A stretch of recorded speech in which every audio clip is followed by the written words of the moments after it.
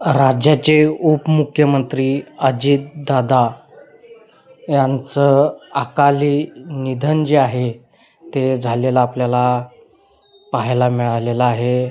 विमान अपघातामध्ये राज्याचे उपमुख्यमंत्री अजितदादा पवार यांचं अपघाती निधन झालेलं आहे आणि त्यांचा जो शेवटचा व्हिडिओ आहे आणि फोटो आहे तो आता समोर आलेला आहे.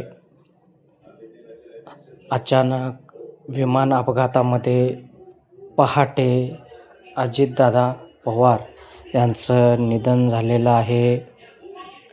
त्यांचे जे सुरक्षा रक्षक आहेत ते त्यांच्या समवेत असल्याचं आपल्याला या फोटोमध्ये दिसत आहे.